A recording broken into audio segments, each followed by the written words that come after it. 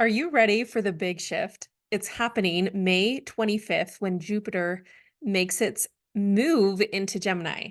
And this presents so many opportunities. I want to explore this over the next 13 months because that's about as much time as we have Jupiter moving through Gemini.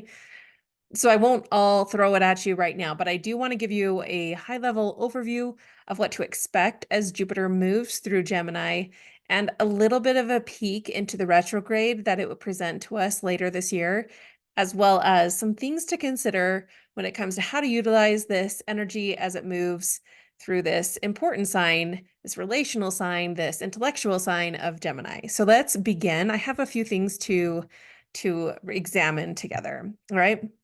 So I prepared some slides. Let's go through these together as we understand that Jupiter is what you would call a social planet. It impacts society as a whole, but also has a real strong impact on us individually, especially if your chart has Jupiter in retrograde or direct. Everybody is a little bit different, so pay attention to that retrograde or direct indication on your chart. It will give you a new insight into how does this planet work to meet the needs of the sign that it's in, and what is it going to, how is it going to, how are you going to experience it as we move through Gemini season this month and as it moves through Gemini over the next year plus. So let's just take a quick review of where is Jupiter in the solar system. So we have, as you can see, Earth over here, Venus and Mercury, and then we have Mars and then Jupiter. And the importance of this is to really understand that as we move outside of our orbit of the Earth, we enter new arenas, new opportunities for growth. So let me, here we go. So when we think of the planets sort of in order, they present to us this maturation process that we could consider. So Mars, when you look at Mars, it's sort of like the preteen energy. It's just learning how to become independent of its family, maybe a step outside of traditional comfort zones, learning how to meet the world, but still sort of one foot in the home, one foot outside of the home, okay? Then then the energy sort of shifts into Jupiter. And this is where you really expand your horizons. I call it like the teen, but I would probably say it's also like the 20 to 30-year-old range where you really want to explore. You want freedom, but you don't love restrictions. You don't want to be told what to do. You want to have it on your own. And this invites this conversation about Jupiter's return every 12-ish years and that cycle of growth that comes from that. And I plan to do a video on that at some point as well. But just remember that Jupiter is the expanding planet. It wants us to have more of whatever it is connected to. And then Saturn is this planet that comes in like a parental energy, sort of reminding that teenager or that 20-year-old inside of us that there's value in discipline. There's value in choosing something with wisdom and not being so like free reign about anything and everything. All right. So with that being said, if you want to understand what Jupiter is going to feel like or could influence you like as it moves into Gemini, you have to ask yourself this question: how is your Mars? And why is this a question? Well, because Mars is the indicator of the preparation that we need to go through before we can introduce and really effectively utilize Jupiter energy. So Mars rules two signs in the zodiac. It rules both Aries and Scorpio. And that is its own dynamic, and it introduces a lot of nuance to it. But primarily, these are the two questions you want to ask yourself. First, have you developed a personal sense of identity through action, through taking risks, through courage, through movement, through finding out who you are? All right. Once you find out that, then you're in a better position to utilize the Jupiter energy. The other part of the Mars energy is understanding, hey, have you healed from wounds that can hold you back from building relationships and being willing to contribute to a greater whole? That's sort of that Scorpio energy that is introduced as Mars rules both Aries and Scorpio. So learning to look at this Jupiter transition into Gemini is not just Jupiter, it's also understanding this pre-energy of Mars. So take a look at your chart, find where your Mars is, and just examine, what am I learning from this? Have I developed independence here? Am I confident here? Have I healed some of these old baggage of trust or other issues that are keeping me from connecting with people and engaging in a greater whole? Okay. So with that being said, let's jump into what does Jupiter in Gemini introduce and bring into our dynamic. So Jupiter in Gemini introduces fascination, wonder, never a moment of boredom, endless learning, a complete brain stimulation, like on fire, curiosity exploded, um, let's see, enthusiasm. Sometimes on the flip side of it, it can be a know-it-all arrogance, maybe persuasiveness, learning how to be persuasive and in debates with another person, learning how to be a student first, not so much a um, I know everything. Nobody needs to teach me anything. Really open to learning and doing that through a lot more listening.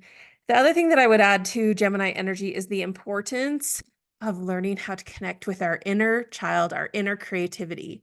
And I would say that the majority of our learning experience is defined by schooling and the traditional sitting in the classroom learning experience.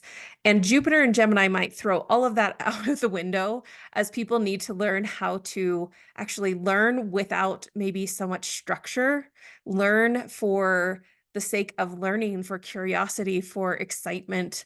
And it might change a lot in the next year what learning looks like on the whole, because of Jupiter's passing through an influence in Gemini. All right. So let's talk a little bit about what to expect, some of the key dates of Jupiter moving through Gemini over the next 13-ish months. Okay. So May 25th, Jupiter enters Gemini. It enters in conjunction with or contact with Venus and the Sun. And Jupiter again will stay in Gemini through June 9th of 2025. So just over a year, just not quite 13 months, but just between like 12 and a half months, right? And then we'll also see Mercury conjunct Jupiter on June 4th. That's going to be important because of Mercury being the ruler of Gemini. So we'll talk more about that as we get to those dates, which is just around the corner. But because Mercury moves so fast, it will hit another point in June 8th of 2025. So plan for that happening twice, once at the beginning and once at the end as Jupiter moves through Gemini. And then it will come in contact with Mars will come in contact with Jupiter on August 14th. So the end of the summer, we'll have this sort of spurring of Mars energy that will also be really interesting because part of the learning process is like learning how to be independent, learning how to like engage your physical body, learning how to like not just think in your mind, but feel it and how you express yourself. Mars presents a lot of those themes. And then we have Jupiter retrograde October 9th of 2024 through February 4th of 2025. And this is where I want to introduce some concepts to you because I feel like it's valuable to understand the phasing of planets. So you don't just look at a planet and its position as as an independent thing, that there's something more to it. Now, I'm already at 10 minutes for this video. I'm going to go over just a little bit, but I will come back at another point and do this in a deeper dive. So basically, there's 8 phases of a planet's cycle, and we see this with all the planets. And most as we look at this, we learn how to utilize and understand the nuances of everybody's energy when you look at the phasing of their planets in their birth chart, not just its placement. So when we look at Jupiter, it started a new phase of growth. It's basically its new moon was on May 18th. Then we'll go through, just continue moving until July. It enters its pre-shadow, and then it will station retrograde in October. Then it will meet its halfway point or solar opposition in December, and then it will station direct in February, and then it will exit its shadow zone in April, and then begin again its next solar conjunction or its new moon phase or its new integration phase in June 24th of 2025. Okay. And then we start the new energy in a Cancer sign, not in Gemini anymore. So it presents again this really unique opportunity to explore all this Gemini energy in us, utilizing the Jupiter's energy for optimism and curiosity and like freedom and just gathering anything that it can. It just wants more and more and more of everything that Gemini can bring to the table. This can be great for us, and it can also put us in somewhat of a pickle at times if we're not aware of it. So that's why we do these kinds of videos where we help you see what to expect so that you can just be aware, because awareness allows you to choose and choose differently if necessary. All right. So I want to talk just quickly about the first phase of Jupiter that we just entered, because this phase is where we're going to be at until, what did I say? Until July, where we enter the pre-shadow. Okay. And this is again, right there, July 15th. This is sort of like a new moon energy. If you ever follow the moon cycles, you understand that there's a new moon and a quarter moons, and then a full moon and the last quarter moon. So with Jupiter connecting with the sun, it infuses the sun. It brings this vitality and energy back into Jupiter. It sort of reestablishes it with its purpose and its brilliance to be able to go and do and meet the needs that Gemini presents. Now, remember, planets act for and on behalf of the needs of the sign that they're in. So Jupiter is at the beck and call in a way of Gemini's needs.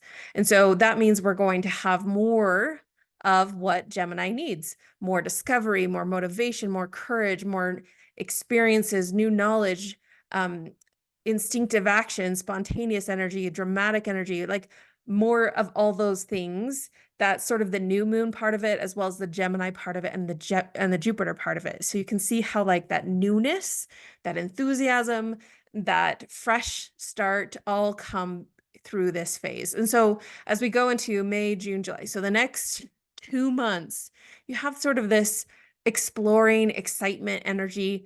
Lean into it, see what it will teach you. It's going to get checked again when we start entering the retrograde zone. That's going to be a whole different topic. We'll come back and do a video on that. But again, this time, just sort of lean into that fresh Gemini energy that is presented to us. Another way that you can look at this and how it might affect you is looking at your own birth chart. Everybody's like, well, how does that affect me? I'm a Capricorn, or I'm a Sagittarius, or I'm a Scorpio. And just remember, you are actually all of the signs.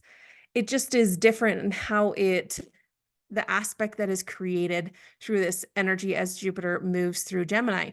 And so I found this retrograde chart, but I feel like it depicts pretty darn well what you can expect depending on what sign you are. So if you have a lot of Aquarius energy, or if you have a lot of Libra energy, because Gemini is an air sign, it's going to create a trine effect. So a really, as you can see over here, a trine is a support and flow. It's going to be actually really, really great. Yay for the air signs, right? For Pisces and for Virgo, it's actually going to create a little more tension, a little more stress. All right. And same with Sagittarius, an opposition where you need to work at it a little bit more. All right. And then you have some sextiles down here. You have Aries and Leo. That's going to create opportunities for you to explore. You do have to work at it. It doesn't just happen for you. You're going to have to work at it, but it's going to present opportunities for you. And then for Cancer and Taurus, yeah, you might have a little bit of things happen that are sort of annoying through the next year that you have to be aware of, but that's going to be part of the opportunity. And then for people who are quincunx here, that would be Capricorn and Scorpio. Yeah, you might need to get a little creative. And how do you utilize the energy that's being projected onto that part of your chart? So one of the things that I did, I found this retrograde Jupiter from astroseek.com, and I overlaid it with my own birth chart. So I want to show you what that looks like. So again, I did this in Canva, and then you just set a transparency on either of the images, and you can get a visual for yourself of what that might look like and how it impacts different planets and different parts of you. So for me, I have a lot of Sagittarian energy. I have Venus, Neptune, and the moon all squished together in a stellium there within most of the degrees that are going to be accentuated by the retrograde season. And that's going to tell me that's going to be an opportunity for growth for me. Like that's going to present something that I got to work with, right? But I do have some Aquarius energy and I have some Libra energy. And this could be also really great for me. So overlaying this chart might also give you the sort of a helpful visual in how to utilize and understand what does Jupiter moving through Gemini mean for you and how is it going to impact you as it does so. So like I said, I'm going to come back and do some more videos on the pre-retrograde or the pre-shadow season, and then of course retrograde season, and then direct, and then post-shadow or post-retrograde season. Okay. So, and again, like we have a year to explore this. And that's what's the cool thing about these planets that are further away from the Earth. They move slower. And because they move slower, we get a little more time to feel their impact and to really benefit from what it presents to us. The other thing that I'm going to give you a simple preview on is a tool that you can use through all of Gemini season, all of Gemini, Jupiter in Gemini. So the next 12 months. And the reason I'm not going to go into this next one because it deserves its own video, but it is an essential oil and it's green mandarin and it's the oil of pure potential. And it has so much to offer to the learning and growing and healing and exploration process that we are going to be presented with because of Jupiter moving through Gemini. So if you want to get a head start on utilizing that oil, you can grab it in the link below, in the description below. But I do want to do a video breaking this down a little bit more and how it relates to Jupiter moving through Gemini, how to use it, and how you can really benefit from it on a lot of different layers of healing and growth, because you might be at your 12-year cycle. So remember, if the first phase of growth for Gemini is 12 years, the second would be around 24, 25, and then about every 12 years. So 36 and then 48. So depending on where you are at and your age, you might be really feeling some of this Jupiter in Gemini. And we'll talk more about that in future videos. But thank you again for letting me share this. I really hope that you're excited for some fresh energy that comes to your own inner child, your own creativity, your own playfulness, your own curiosity, and lean into it. Get a little curious. It's going to be a fun one. So thanks for joining me. Make sure to like and subscribe if you found this helpful, and I'll talk to you soon.